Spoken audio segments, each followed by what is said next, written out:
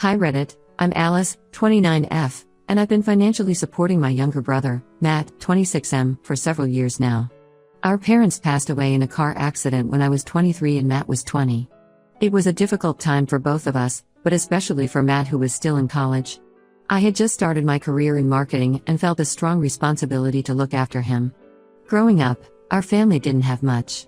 Our parents worked multiple jobs to make ends meet, and we often had to make do with hand-me-downs and budget meals. Despite the financial struggles, our parents always encouraged us to dream big. Matt was particularly affected by this. He had grand ideas about his future but often struggled to follow through on them. After our parents' death, I took on the role of both sister and guardian to Matt. I helped him finish college, often sending money for his rent and groceries. Even after he graduated with a degree in business management, he had trouble holding down a steady job. He'd start something with enthusiasm but lose interest after a few months. I continued to support him financially, hoping he'd eventually find his path. About a year ago, Matt came to me with a business idea. He wanted to start a gym in our hometown. Matt had always been into fitness, spending hours at the local community center working out when we were teenagers. He'd often complained about the lack of a good gym in our area. At first, I was hesitant. Matt's track record with sticking to things wasn't great, and opening a business is a huge commitment. But Matt was persistent. He showed me a detailed business plan he'd worked on for months. He talked about how he'd researched the local market, found a potential location, and even had ideas for unique fitness classes that would set his gym apart. His enthusiasm was infectious, and I found myself getting excited about the idea too. After much consideration, I agreed to help him financially. I invested a significant portion of my savings, about $100,000, into his business. It was a risk, but I believed in him. I thought this might be the opportunity Matt needed to really apply himself and build something lasting. For the first few months, things seemed to be going well. Matt threw himself into setting up the gym.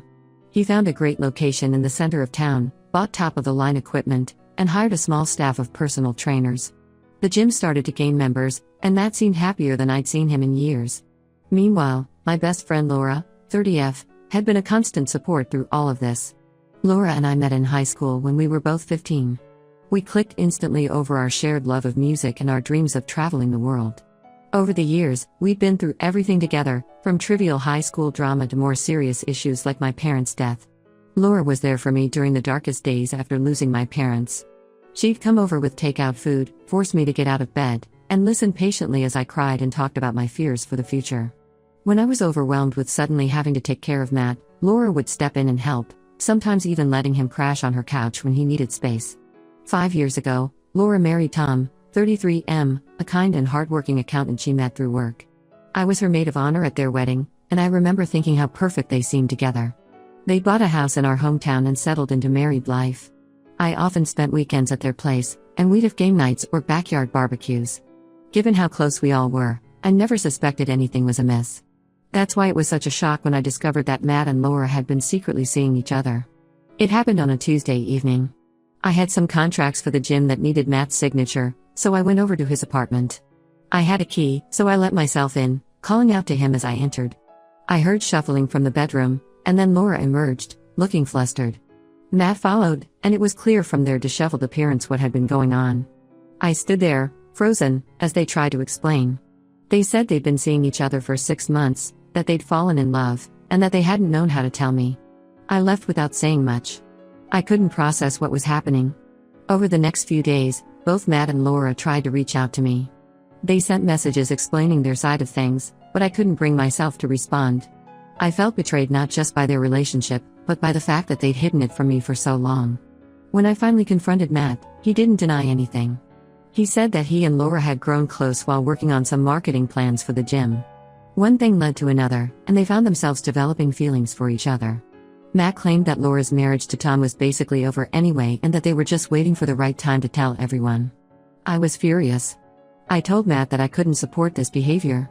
I said that if this was how he was going to live his life, by hurting people and lying, then I couldn't continue to fund his business. Matt accused me of being controlling and mixing personal issues with business. He said that what happened between him and Laura had nothing to do with the gym. The news spread quickly through our family and friends circle. To my surprise, many of our relatives sided with Matt. They said I was being unreasonable and that Matt's personal life shouldn't affect our business arrangement. My cousin, Sarah, who I've always been close to, called me and said I was being too harsh. She argued that Matt was an adult and could make his own decisions, even if we didn't agree with them. Laura has been trying to reach out to me, leaving voicemails and sending text messages. She says she wants to explain everything, that things aren't as bad as they seem. But I haven't been able to bring myself to talk to her. The betrayal feels too fresh, too painful. I'm also grappling with whether I should tell Tom about the affair. He's been a good friend over the years, and the thought of him being in the dark about this makes me uncomfortable. But I'm not sure if it's my place to get involved. The whole situation has left me feeling lost and conflicted. On one hand, I want to support my brother and see him succeed. The gym was doing well, and it could be a great opportunity for him. On the other hand, I feel like continuing to support him financially would be condoning his behavior. I'm also struggling with the loss of my best friend. Laura has been such a big part of my life for so long, and now I feel like I've lost her too. The thought of them being together, building a life while destroying another, makes me sick. I don't know what to do. Am I wrong for pulling my support? Should I try to separate Matt's personal life from his business venture? Or am I right to stand my ground on this?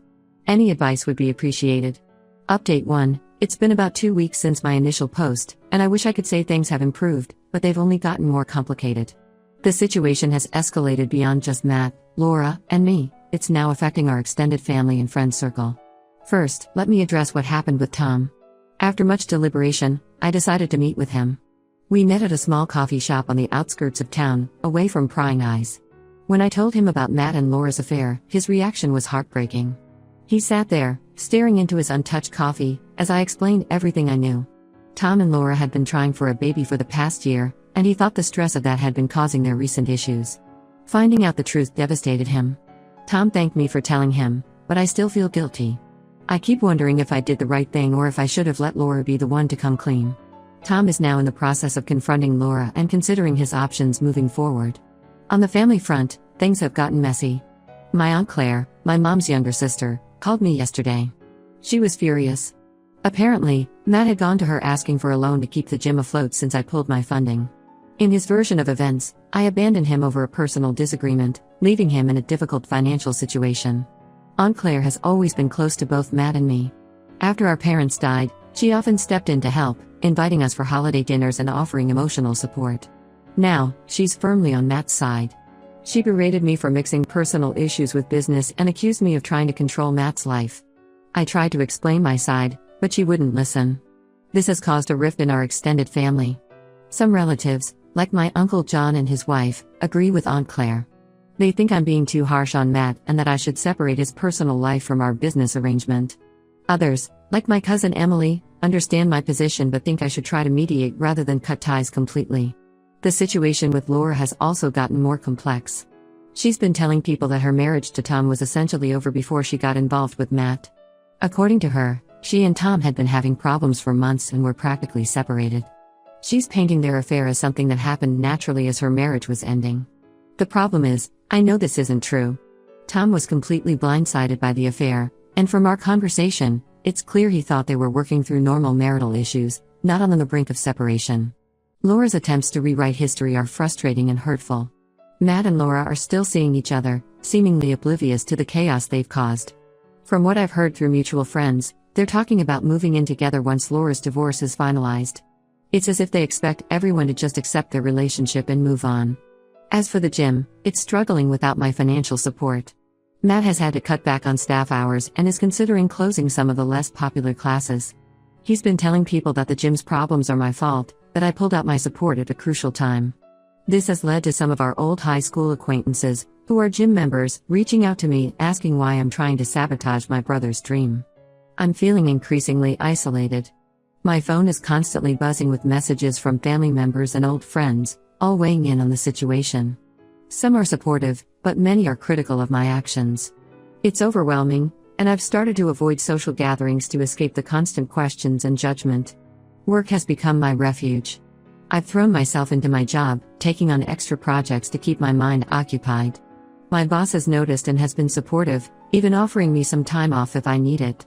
But I'm afraid that if I slow down, I'll have to fully confront the mess my personal life has become. I'm starting to question my decisions. Was I too hasty in pulling my support from the gym? Should I have tried harder to work things out with Matt? Am I being too judgmental about his relationship with Laura? But then I remember the look on Tom's face when I told him about the affair, and I feel justified in my actions. I don't know how to move forward from here. I want to repair my relationship with my brother, but I don't know if I can trust him again. I miss my best friend, but I'm not sure if Laura and I can ever go back to how we were. And now, with the family taking sides, I feel like I'm losing my support system. Any advice on how to navigate this situation would be appreciated. How do I stand my ground without alienating my entire family? Is there a way to support Matt's business without condoning his personal choices? And how do I start to rebuild my own life amidst all this chaos? Update 2. It's been a month since my last update, and the situation has continued to evolve.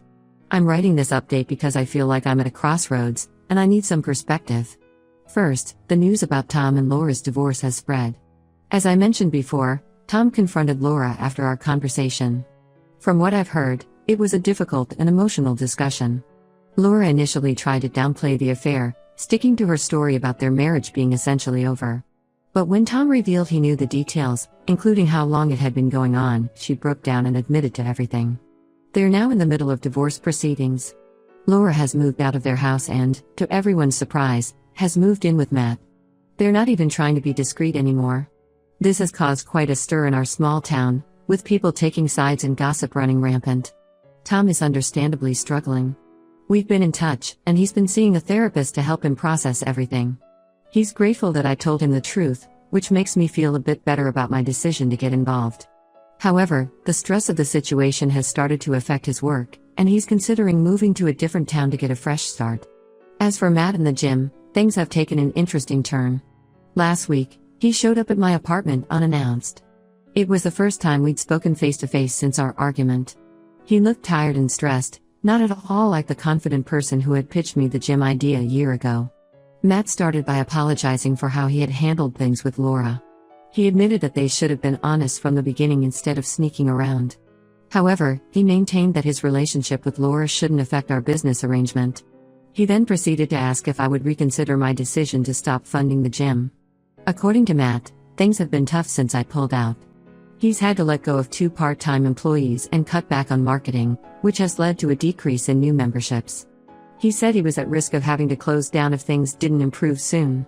What really caught me off guard was when Matt mentioned that Laura had suggested they get a loan together to keep the gym going. Laura, who is in the middle of a messy divorce and has moved in with my brother, thinks they're in a position to take on more debt. It's like they're living in a bubble, completely disconnected from the reality of their actions. I was conflicted. On one hand, I still believe in the potential of the gym. It was doing well before all this drama, and I hate to see something I invested in fail. On the other hand, I'm not sure I can trust Matt's judgment anymore, especially with Laura involved. After thinking it over, I told Matt that I couldn't reinvest in the gym. I explained that it wasn't just about the money, but about trust. His actions had shown me that he wasn't ready for the responsibility of running a business. I suggested that if he was serious about saving the gym, he should look for other investors or consider selling to someone who could manage it better. Matt didn't take this well. He accused me of being vindictive and letting personal issues cloud my judgment. He said that Laura was right, that I was trying to control his life by withholding financial support. We ended up in a heated argument, with years of unresolved issues coming to the surface. He left angry, and we haven't spoken since. The family situation hasn't improved either. Aunt Claire is still firmly on Matt's side. She's been telling other family members that I'm being cruel and unsupportive. Some relatives have started to distance themselves from me, and I wasn't invited to the last family gathering. I'm feeling increasingly isolated. My work, which was once a refuge, is starting to suffer. I'm having trouble concentrating, and my boss has noticed. He's been understanding so far, but I'm worried about the long-term impact on my career. I'm also grappling with the loss of my friendship with Laura. Despite everything, there are moments when I miss her terribly. We had been friends for so long, and it's hard to imagine my life without her in it. But then I remember her betrayal, both to me and to Tom, and I feel angry all over again. I'm at a loss for what to do next. Part of me wants to wash my hands of the whole situation and start fresh somewhere else. Another part feels responsible for Matt and doesn't want to see him fail. And yet another part is tired of being the responsible one and wishes I could just focus on my own life for once. I could use some advice. Am I being too harsh by refusing to reinvest in the gym? How do I start to rebuild my relationships with my family? And most importantly, how do I move forward from here? Update 3. It's been several months since my last update, and I wanted to share how things have progressed. Unfortunately, the situation hasn't improved as much as I'd hoped, but there have been some significant developments. First, let's talk about the gym. Despite Matt and Laura's efforts, they weren't able to secure additional funding or keep the business afloat. The gym officially closed its doors last month. It was a difficult moment for Matt, who had put so much of himself into the venture. I heard about the closure through a mutual friend, as Matt and I still aren't on speaking terms. Matt and Laura's relationship has also hit some rough patches. They're still together, but from what I've gathered, the reality of their situation is starting to set in. They're living in a small apartment on the outskirts of town, both unemployed and struggling to make ends meet. The excitement of their affair has worn off, replaced by the stress of financial difficulties and the social fallout from their actions. Laura's divorce from Tom was finalized last week. Tom decided to take that job offer in another city, wanting a fresh start away from all the drama. Before he left, we met for coffee one last time. He thanked me again for being honest with him and said that while the past few months had been incredibly difficult, he was looking forward to starting over. It was a bittersweet moment. I'm glad Tom is moving forward, but I feel guilty about the role I played in upending his life. As for my family, the situation remains tense. Aunt Claire is still not speaking to me, and several other relatives continue to side with Matt. However, a few family members have started to come around. My cousin Emily reached out recently, saying she understands why I made the decisions I did. She's been trying to mediate between Matt and me, but so far, neither of us has been ready to talk. I've decided to take a step back from family gatherings for now. It's been hard, especially during holidays, but I feel it's necessary for my mental health. I'm focusing on building a support network outside of my family. I've joined a local book club and have been spending more time with colleagues outside of work. It's not the same as having my family around, but it's helping me feel less isolated. On a personal level, I'm slowly starting to heal. I've been seeing a therapist to work through my feelings of guilt, anger, and loss. It's been helpful to have a neutral party to talk to about everything that's happened. My therapist has been encouraging me to focus on self-care and to set clear boundaries with my family and Matt. Work has been a saving grace through all of this. I threw myself into my job, and it paid off. I recently got a promotion. The increased responsibilities have been a welcome distraction, and the boost to my income has helped ease some of the financial strain from losing my investment in Matt's gym. As for Matt and Laura, I haven't spoken directly to either of them in months. From what I hear through the grapevine, they're struggling. The closure of the gym hit Matt hard, and he's been having trouble finding steady employment. Laura's reputation in town has taken a hit, making it difficult for her to find work as well. Part of me feels sorry for them, but another part feels like they're facing the consequences of their actions. I've had moments of weakness where I've considered reaching out to them or offering financial help. But each time, I remind myself of the betrayal and the importance of maintaining the boundaries I've set. It's not easy, especially when I think about how close Matt and I used to be, but I believe it's necessary for my own well-being. Looking ahead, I'm not sure what the future holds for my relationship with Matt or Laura. I don't know if we'll ever be able to repair the damage that's been done. For now, I'm focusing on healing and moving forward with my life. I'm learning to be okay with the uncertainty and to prioritize my own needs and growth. This whole experience has taught me a lot about setting boundaries, the importance of honesty, and the complexity of family dynamics. While it's been incredibly difficult, I'm starting to see it as an opportunity for personal growth and self-discovery. I want to thank everyone who's offered advice and support throughout this ordeal. Your perspectives have been invaluable in helping me navigate this challenging time. If anyone has gone through similar experiences or has advice on rebuilding family relationships after something like this, I'd be grateful to hear it. Thank you for listening to my story.